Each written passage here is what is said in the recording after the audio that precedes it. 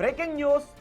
దేశంలో మావోయిస్టులు లేకుండా చేయడానికి కేంద్రం చేపట్టిన ఆపరేషన్ కగార్కు డెడ్ లైన్ ఈ రోజుతో ముగియబోతోంది. ఇప్పటివరకు దేశవ్యాప్తంగా పెద్ద సంఖ్యలో మావోయిస్టులు కీలక నేతలు లొంగిపోయారు. హెడ్మా సహా పలువురు అగ్రనేతలను భద్రతా దళాలు మట్టుబెట్టాయి.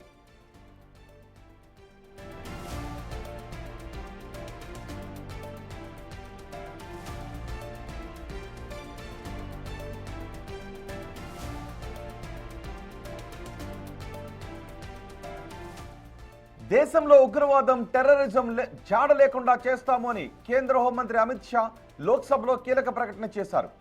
బస్తర్ పూర్తిగా నక్సల్ విముక్తం అయ్యింది అన్నారు. మావోయిస్టుల హింసతో దేశంలో ఎంతో నష్టం జరిగిందన్నారు అమిత్ షా. తెలంగాణ, ఆంధ్రప్రదేశ్, ఛత్తీస్గఢ్, కేరళ, జార్ఖండ్, ఉత్తరప్రదేశ్లో రెడ్ కారిడార్ ఉండేది అని, రెడ్ కారిడార్లో శాంతి భద్రతలు పూర్తిగా దెబ్బతిన్నాయన్నారు. దీనివల్ల సుమారు 12 కోట్ల మంది ప్రజలు ప్రభావితమయ్యారన్నారు. వేలాది మంది ప్రజలు ప్రాణాలు కోల్పోయారని చెప్పారు. మోదీ సర్కారు వచ్చాక మావోయిస్టుల ప్రభావం తగ్గిపోయిందన్నారు.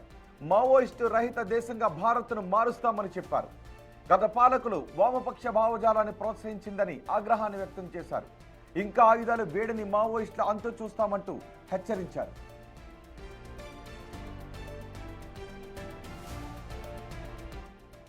हम आप विकास से महरूम रह गए हो इसलिए लड़ रहे हैं। मान्यवर, आज बस्तर से नक्सलवाद लगभग समाप्त हो चुका है।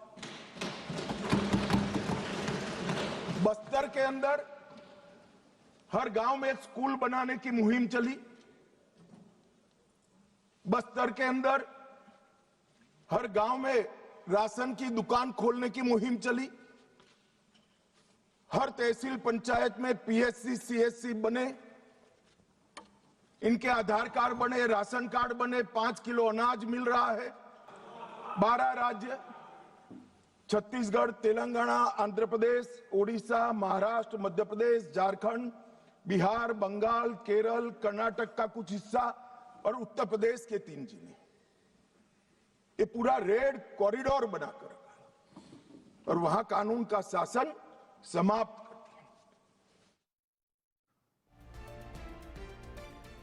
కేంద్రం ముమ్మరంగా చేపట్టిన ఆపరేషన్ కారణంగా నక్సలిజం దాదాపుగా తగ్గిపోయిందని గణాంకాలు చెబుతున్నాయి. ప్రస్తుతం 100 మంది కంటే తక్కువ సంఖ్యలోనే మావోయిస్టులు అడవుల్లో ఉన్నట్టుగా తెలుస్తోంది. అయితే మిసిర్ బెస్రా లాంటి మావోయిస్టు అగ్రనేతల జాడ ఇప్పటికీ తెలియలేదు. వారు ఇంకా అడవుల్లోనే ఉన్నట్టుగా తెలుస్తోంది. సిపిఐ మావోయిస్టు పార్టీలో అత్యున్నత నిర్ణయాధికార విభాగమైన పాలిట్ బ్యూరో సభ్యుడిగా ఉన్న మిసిర్ బెస్రా ప్రస్తుతం ఉద్యమ పగ్గాలు చేపట్టినట్టుగా కేంద్ర ఇంటెలిజెన్స్ వర్గాలు అనుమానిస్తున్నాయి. ఆయనపై ఏకంగా ₹1 కోటి రివార్డు ఉంది. ఆపరేషన్ కగార్లో భాగంగా భద్రతా దళాలు టార్గెట్ చేసిన టాప్ 5 నాయకులలో ఈయన కూడా ఒకరు. ప్రస్తుతం బెస్రా జార్ఖండ్లోని సారండా అడవులలో లేదా చైబాసా ప్రాంతంలో తలదాచుకున్నట్టుగా నిఘా వర్గాలు అంచనా వేస్తున్నాయి. జార్ఖండ్, ఒడిశాలో భద్రతా దళాలపై జరిగిన అనేక భారీ దాడులకు మిసిర్ బెస్రా సూత్రధారిగా పోలీసులు భావిస్తున్నారు.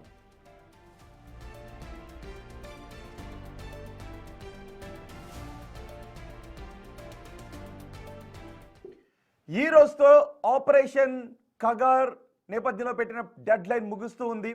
ఈ రోజుతో మావోయిస్టులు లేని భారతాన్ని నిర్మిస్తామని అమిత్ షా చెప్పారు. సో డెడ్ లైన్ ముగియటానికి ఇంకా రాత్రి 12 గంటల వరకు సమయం ఉంది. లొంగిపోని మరికొంతమంది అడవుల్లో ఉన్న మావోయిస్టులు పూర్తిగా లొంగిపోవాలి అంటూ ఆదేశాలు జారీ చేస్తున్నారు. కేవలం 100 మంది కంటే తక్కువగానే మావోయిస్టులు ఇంకా అడవుల్లో ఉన్నట్టుగా చెబుతున్నారు. పూర్తి సమాచారం అందించడానికి మా ప్రతినిధి శివ మనకు అందుబాటులో ఉన్నారు. శివ, ఆపరేషన్ కగార్ ముగియటానికి ఇంకా కొన్ని గంటల సమయం మాత్రమే ఉంది. ఈరోజు అర్ధరాత్రి 12 గంటలతో ఈ డెడ్ లైన్ ముగిసిపోతుంది. సో ఈరోజు 12 గంటల తర్వాత ఇక మావోయిస్టులు లేని భారతాన్ని మనం చూస్తామా? కేంద్రం ఎంత ధీమాతో ఉంది? రైట్, డెఫినెట్ గా తాజా పరిణామాలు చూస్తుంటే కనుక ఏదైతే కేంద్ర ప్రభుత్వం ఒక డెడ్ లైన్ విధించిందో మావోయిస్ట్ రహిత దేశంగా తీర్చిదిద్దాలనేది కేంద్ర ప్రభుత్వం, ప్రధాని నరేంద్ర మోడీ, కేంద్ర హోంమంత్రి అమిత్ షా నిర్ణయించారు. దానిలో భాగంగా మరికొన్ని గంటల్లోనే మీరన్నట్లుగా రాత్రి 11 గంటల వరకు సమయం ఉంది, 12 గంటల వరకు సమయం ఉంది. ఈ 12 గంటల లోపు ఎవరైతే ఇంకా 100 మంది వివిధ రాష్ట్రాల్లో అడవుల్లో తలదాచుకున్న మావోయిస్ట్ నేతలు అగ్రనేతలు ఎవరైతే ఉన్నారో వారందరూ కూడా లొంగిపోతారు అనేది ప్రధానంగా కేంద్ర ప్రభుత్వం ఆ రాష్ట్ర ప్రభుత్వాలు భావిస్తున్నాయి. దానిలో భాగంగానే ఇటు తెలంగాణకు సంబంధించి గణపతి కానీ ఇతర జిల్లాల్లో ఉన్న మరికొంతమంది కానీ వారంతా కూడా లొంగిపోతారని కూడా భావిస్తున్నారు. దానికి సంబంధించి మావోయిస్ట్ రహిత దేశంగా ఆల్రెడీ తీర్చిదిద్దామంటూ కూడా నిన్న కేంద్ర హోంమంత్రి అమిత్ షా లోక్సభలో వివరణ ఇచ్చారు. ఏ రాష్ట్రంలో ఎంతమంది చనిపోయారు, ఇప్పటి వరకు ఎంతమంది లొంగిపోయారు, ఎంతమంది ప్రాణాలు కోల్పోయారు, ఎంతమంది జైలు పాలయ్యారు, ఎంతమంది జనసేన శ్రవంతులు కలిశారనే అంశాలపై ప్రధానంగా నిన్న కేంద్ర హోంమంత్రి అమిత్ షా లోక్సభలో వివరాలు వెల్లడించారు. అయితే ప్రధానంగా operation octopus, operation thunder storm, operation black forest పేరుతో వివిధ ఆపరేషన్ నిర్వహించిన భారత ప్రభుత్వం ఇటు రాష్ట్రాలతో సమన్వయం చేసుకుంటూ ఇటు తెలంగాణ, ఛత్తీస్గఢ్ లో black forest operation black forest పేరుతో మావోయిజాన్ని రూపుమాపేందుకు ప్రయత్నాలు చేశారు. దానిలో భాగంగా దాదాపు అన్ని రాష్ట్రాల్లో కూడా 90% పైగా కూడా ఈ మావోయిస్టు రహిత ప్రాంతాలుగా తీర్చిదిద్దాము. ఎక్కడైతే కొంతమంది తలదాచుకుంటున్నారు, వారు ప్రాణభయంతో రావడం లేదో లేదా ఎందుకు అక్కడ ఉంటున్నారో అనేది తెలియాల్సి ఉంది. కానీ ఎవరైతే ఆయుధాలు చేతపట్టి మళ్ళా ఈ దాడులు చేస్తారో వారందరినీ మాత్రం మట్టు పెడతామంటూ కూడా ఇటు ప్రధాని నరేంద్ర మోడీ, కేంద్ర హోంమంత్రి అమిత్ షా కూడా తెలియజేస్తున్నారు. దానిలో భాగంగా అంటే ఆయుధాలు చేతపట్టడం ద్వారా చర్చలు సఫలం కావు, చర్చలకు వస్తేనే అన్ని సమస్యలు పరిష్కారం అవుతాయంటూ కూడా ప్రధానంగా కేంద్ర హోంమంత్రి అమిత్ షా నిన్న లోక్సభలో ఈ మావోయిస్ట్ రహిత దేశంగా తీర్చిదిద్దామంటూ కూడా నిర్మూలించామంటూ కూడా చేసిన వ్యాఖ్యలను బట్టి ప్రధానంగా అందరూ దేశ ప్రజలందరూ కూడా ఎంతో హర్షం వ్యక్తం చేస్తున్నారు. కానీ కొంతమంది తప్పుదో పట్టించే విధంగా కూడా వ్యవహరిస్తూ ఉన్నారు. గత ప్రభుత్వ హయాంలో ఈ మావోయిజాన్ని, నక్సలిజాన్ని పెంచి పోషించారు. గత 60 సంవత్సరాల కాలంలో గత ప్రభుత్వం ఏదైతే ఉందో వారు ఈ నక్సలిజాన్ని పెంచి పోషించారనేది కూడా ప్రధానంగా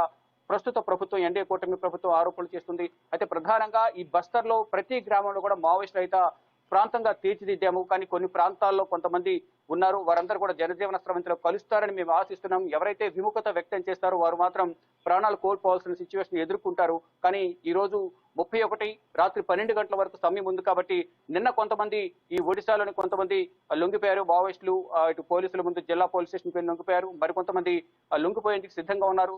మరికొంతమంది అసలు ఈ మావోయిజాన్ని ఎందుకు వీడాలి, ప్రజల తరపున మేము పోరాటం చేస్తున్నాం కాబట్టి ప్రజల కోసం ప్రాణాలు విడుస్తామనేది కొంతమంది మూర్ఖత్వంగా వ్యవహరిస్తున్నారు. అటువంటి వారికి పునరావాసం కల్పిస్తాం, జనజీవన స్రవంతిలో కలిసే విధంగా కూడా అందరూ సహకరించాలని కూడా ప్రధానంగా కేంద్ర హోంమంత్రి కొన్ని సూచనలు చేశారు. అయితే మొత్తం ఇప్పటి వరకు ఆపరేషన్ లో కీలకమైన నక్సలైట్లలో కొంతమంది ప్రాణాలు కోల్పోయారు. కానీ ఇటు నక్సలైట్ల కాల్పుల్లో కూడా అనేక మంది భద్రతా బలగాలు ప్రాణాలు కోల్పోయారని కూడా ప్రధానంగా చెప్తున్నారు. అంటే ఇప్పుడు ప్రధానంగా పసిపిల్లలు ఎవరైతే ఉన్నారు, చిన్న చిన్న పిల్లలు కూడా నక్సలైట్లు ఈ రోజు ఆపరేషన్ కాగారు ముగుస్తుంది. మావోయిస్ట్ లేని భారతాన్ని నిర్మిస్తామన్నారు. కానీ ఇంకా బెస్రా లాంటి కీలక నేతలే ఇంకా అడవుల్లోనే ఉన్నారు. కాబట్టి ఒకవేళ వాళ్ళు అడవుల్లోనే ఉంటే మళ్ళీ రిక్రూట్మెంట్స్ జరిగేటువంటి అవకాశం ఉంటుంది. సో ఇకపైన డెడ్ లైన్ ముగిసిన తర్వాత పర్యవేక్షణ ఏ విధంగా ఉంటుంది, కేంద్ర పర్యవేక్షణ ఏ విధంగా ఉంటుంది?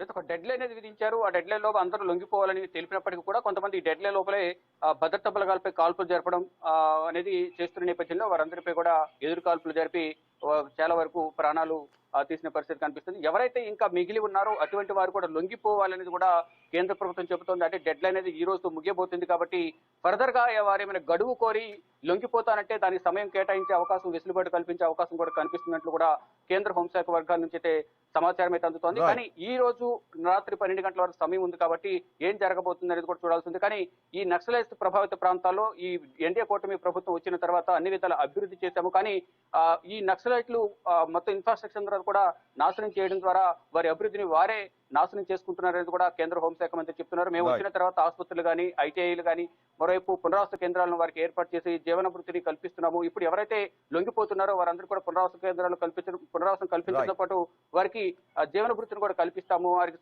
ఆర్థిక సహకారం అందిస్తామంటూ కూడా కేంద్ర హోంశాఖ మంత్రి చెప్తున్నారు. ఇక ఈ రోజు రాత్రికల్లా మరికొంతమంది కూడా లొంగిపోయే అవకాశం కనిపిస్తోంది. రైట్ శివ, ఆపరేషన్ కగార్ ముగియటానికి ఇంకా కొన్ని గంటల సమయం మాత్రమే ఉంది. ఈ రోజుతో డెడ్ లైన్ ముగుస్తుంది. రాత్రి 12 గంటల తర్వాత డెడ్ లైన్ ముగిసినట్టే. సో ఇంకా కొద్ది మంది కీలక మావోయిస్ట్ నేతలు అడవుల్లో ఉన్నవారు లొంగిపోవాలి అని అమిత్ షా చెబుతూ ఉన్నారు.